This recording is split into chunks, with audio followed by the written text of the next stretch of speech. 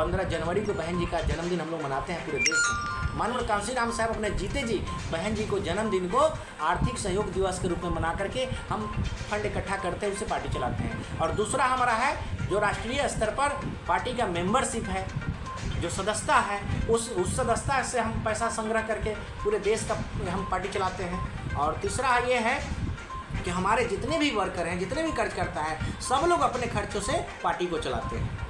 और जब हमारी सरकार बनती है, जब बहन जी सरकार में आई है, तो निश्चित रूप से क्योंकि हम गरीबों के पैसा से पार्टी चलाए हैं, इसलिए सारा योजना, सारा स्कीम गरीबों के हित में बनाई जाती है, सारा योजना उसके हित में चलाते हैं। लेकिन आप लोगों को पता होगा इस देश में बाकी जितनी पार्टियाँ जिसका आप नाम ले रहे हैं, चाहे कांग्रेस हो, चाहे बीजेपी है, चाहे अन्य जो छोटी बड़ी जो भी पार्टियाँ हैं, क्षेत्रीय व राज्य स्तरीय पार्टियाँ हैं, सारी की सारी पॉलिटिकल पार्टियां इलेक्ट्रल बाउंड से पैसा लेता है।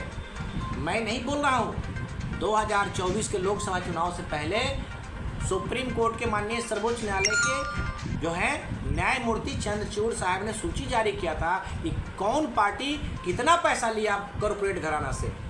तो आपको सूची देखे होंगे तो उसमें बीजेपी 7,000 करोड़ ले रही है, BRS 6600 करोड़ ले रही है, कांग्रेस जो है 6500 करोड़ ले रही है। यानी कोई ऐसी पार्टियां नहीं है जो 2000, 4000, 5000, 6000 करोड़ रुपया इलेक्ट्रल बाउंड से नहीं लेती है। और उसी पैसा से ये पानी की तरह पैसा बहा करके इस देश के राजनीति को गुमराह करती है, हमारे भोले भाले जनता को जो है ठगने का काम करती है। लेकिन इस देश में मात्र एक बहुजन समाज पार्टी, जिसकी नेता आदरणीय बहन कुमारी मायावती जी हैं, जो एक चवन्नी हम कॉरपोरेट से पैसा नहीं लेते हैं। हमारी नेता, हमारी पार्टी एक चवन्नी पैसा किसी कॉरपोरेट से, किसी उद्योगपति से या इलेक्ट्रल बाउंड से पैसा नहीं लेते हैं। इसका स्पष्ट है कि जब हमारी सरकार बनेगी, जब बहन जी के नेतृत्व में सरकार बनेगी, तो जो इलेक्ट्रल बाउंड से पैसा लेते हैं उनकी सरकार बनती है, तो भले नाम के बीजेपी के नेता प्रधानमंत्री बन सकते हैं, लेकिन रिमोट कंट्रोल कॉरपोरेट के हाथ में है। गरीबों का जो है मजदूरी हो चाहे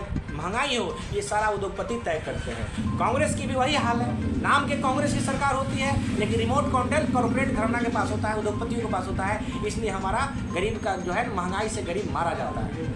लेकिन जिस दिन हमारी सरकार बनेगी तो गरीबों का राज होगा, हम पर कोई उद्योगपति का दादागिरी नहीं चलेगा, किसी कॉर्पोरेट घराने का इशारा नहीं चलेगा। जो हमारी फैसला होगी नेता का, वह फैसला इस देश के तमाम लोगों को मानना पड़ेगा। और महंगाई भी कम होगी, गरीबों के घर पर खुशहाली होगी। सब लोग चाहे छात्र हो, नौजवान हो, किसान हो, मजदूर हो, व्यापारी, छोटे बड़े व्यापारी हो, सब लोग अपने को खुशहाल महसूस करेंगे और रोजगार का सृजन होगा। हर क्षेत्र में चहुमुखी विकास होगा जब हमारी पार्टी की सरकार बनेगी। ये लोग जातिवादी मानसिकता से ग्रसित हैं। ये दो धारा जो देश में बनाई गई है,